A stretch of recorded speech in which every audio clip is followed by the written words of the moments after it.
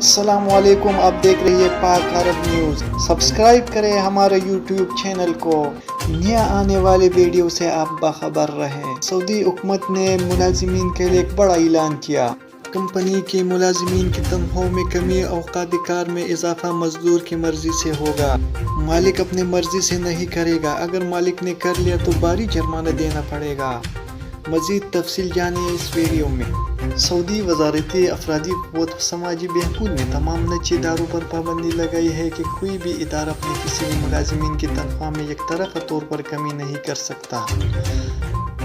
افرادی قوت کے حوالے سے بتایا کہ تنخواہوں میں کمی کا معاملہ ہو یا اوقات کار میں اضافے کا پروگرام ہو، یہ فریقین کی مرضی کے بغیر غیر قانون ہوگا۔ تنخواہوں میں کمی کے لیے ادارے کو ملازمین کی منظوری لینا ہوگی، اس پر اپنی مرضی سے نہیں توپی جا سکتی۔ اوقات کار میں اضافہ بھی ملازمین کی مرضی کے بغیر نہیں کیا جا سکتا۔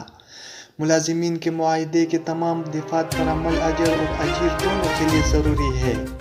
وزارت افرادی قوت کے قانون مشیر محمد افندی نے الوطن سے گفتگو میں کہا کہ نجی اداروں کو اپنے ملازمین کی تنخواہوں میں کمی یا اوقات کار میں اضافے کا حق نہیں۔ فریقین درپیش بحران اور قدرتی آفات سے نمٹنے کے لیے متفقہ طور پر تنخواہوں میں کمی یا اوقات کار میں اضافے کا فیصلہ کر سکتے ہیں۔ وزارت افرادی قوت نے استفسار کرنے والوں کو قانون پہلو سے مطلع کر دیا ہے۔ نجی اداروں کی وزارت سے رجوع کرنا یہ ظاہر کر رہا ہے کہ وہ بحران سے نمٹنے کے لیے اپنے ملازمین کے حق تلفی نہیں کرنا چاہتے۔ انہوں نے تمام نجی اداروں کو خبردار کیا کہ اگر کسی ادارے نے قانون محنت کی ہدایت کی خلاف ورزی کی تو اس پر 1 لاکھ ریال تک جرمانہ ہوگا۔ علاوہ ازیں ادارے کو معطل یا حتمی شکل میں بند کر دیا جائے گا۔